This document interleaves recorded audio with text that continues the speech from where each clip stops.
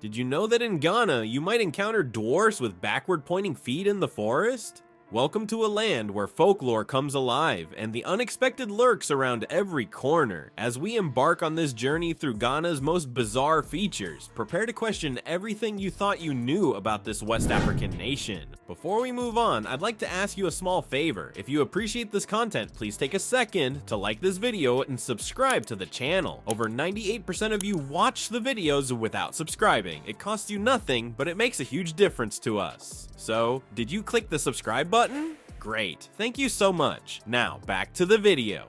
As we explore Ghana's unique urban landscape, imagine a world where traffic jams become bustling marketplaces. What if your daily commute could double as a shopping spree? In Ghana, this isn't just a fantasy, it's a way of life. Picture yourself stuck in one of Accra's notorious traffic jams, but instead of frustration, you're surrounded by a sea of opportunity. Vendors weave between cars, their arms laden with everything from fresh fruit to household appliances. The gridlock transforms into a mobile marketplace where you can buy your groceries, pick up a new phone charger, or even grab lunch, all without leaving your car. This unique phenomenon is a testament to Ghanaian ingenuity and adaptability. In a country where formal job opportunities can be scarce, enterprising individuals have turned a daily inconvenience into a thriving business ecosystem. It's not uncommon to see young entrepreneurs balancing trays of snacks on their heads, darting between vehicles with the agility of acrobats. Others push carts filled with cold drinks, providing relief to drivers stuck in the sweltering heat.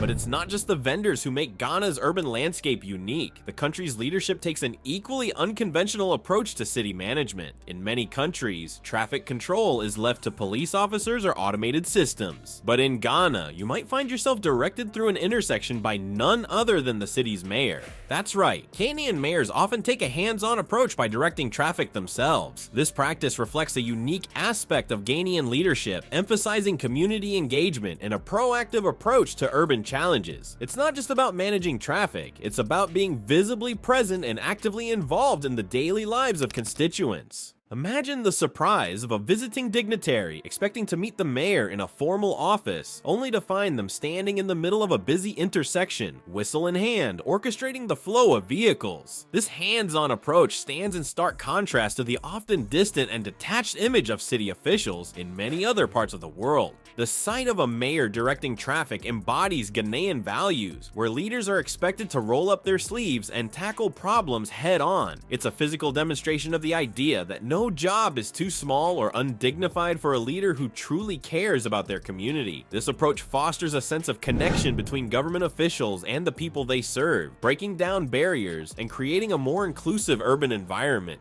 While Ghanaian cities buzz with modern energy, ancient beliefs still shape daily life in unexpected ways. Imagine a place where giving a gift with your left hand is a serious insult, and where an itchy palm is seen as a promise of incoming wealth. Welcome to the intriguing world of Ghanaian superstitions. In Ghana, the line between the physical and spiritual worlds is often blurred, with deeply rooted beliefs influencing everyday actions and social interactions. One of the most striking examples of this is the widespread belief that whistling at night can attract evil spirits and ghosts. This seemingly innocent act, which in many cultures is associated with carefree happiness, takes on a sinister tone in Ghana after the sun sets. But the superstitions don't stop there. Social etiquette in Ghana is heavily influenced by traditional beliefs, and one of the most important rules to remember is never to give or receive anything with your left hand. This custom stems from the historical use of the left hand for personal hygiene, making it a symbol of impurity. Offering an item with your left hand is considered not just impolite, but a grave insult that can deeply offend the recipient. On a more positive note, Ghanaians have their own unique way of predicting good fortune. If you find yourself with an itchy palm in Ghana, don't rush to scratch it. You might be rubbing away your chance at wealth. Many Ghanaians believe that an itchy palm is a sign that money is on its way to you. This superstition reflects the intertwining of daily life with financial expectations, adding a touch of magic to the mundane. These beliefs may seem strange to outsiders, but they play a significant role in shaping social norms and interactions in Ghana. They serve as a reminder of the country's rich cultural heritage and the enduring influence of traditional worldviews in a rapidly modernizing society. As we venture beyond the realm of everyday superstitions, we encounter one of Ghana's most intriguing folkloric elements, the legend of the backward-footed dwarfs. These mythical creatures, said to inhabit the dense forests of Ghana, are believed to have feet that face backward, making their tracks confusing to follow.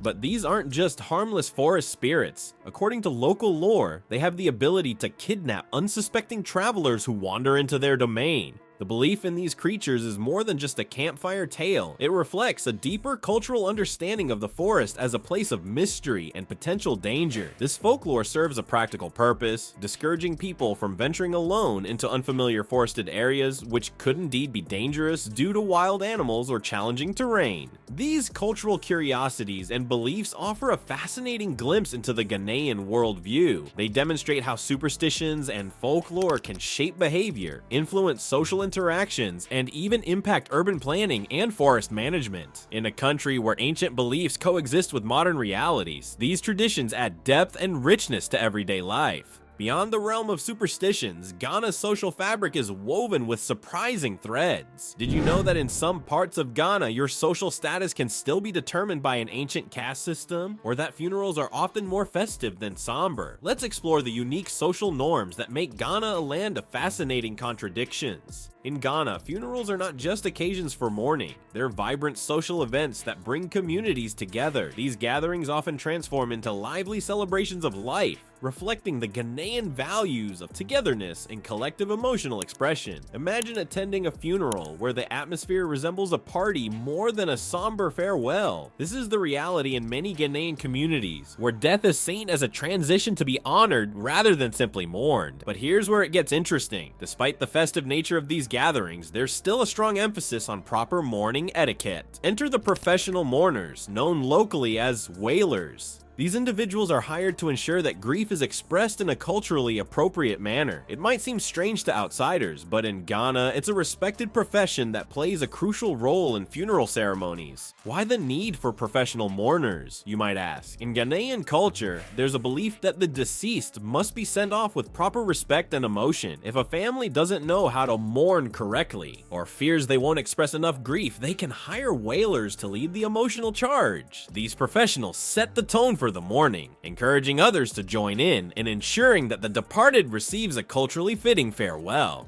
This practice highlights the complex interplay between joy and sorrow in Ghanaian funeral customs. On one hand, there's a celebration of life and a coming together of the community. On the other, there's a deep respect for tradition and the need to express grief in a socially acceptable way. It's a unique balance that showcases the depth and complexity of Ghanaian cultural norms. But the surprises don't stop at funeral practices. Ghana's social structure reveals another layer of fascinating complexity. Despite modernization, the traditional caste system continues to influence social interactions in many parts of the country. This system, with its roots in ancient traditions, divides society into distinct groups: royals, commoners, and historically enslaved individuals. You might think such divisions would be irrelevant in today's world, but in Ghana, they can still affect day-to-day interactions. The way people speak to each other, the respect they show, and even the opportunities available to them can be influenced by their place in this traditional hierarchy. It's a stark reminder of how deeply ingrained cultural practices can persist even in the face of societal changes. This persistence of the caste system showcases the ongoing struggle between tradition and modernity in Ghanaian society. While many aspects of life in Ghana are thoroughly modern, these age-old social structures continue to shape relationships and social dynamics. It's a testament to the strength of cultural heritage and the complex ways in which societies evolve.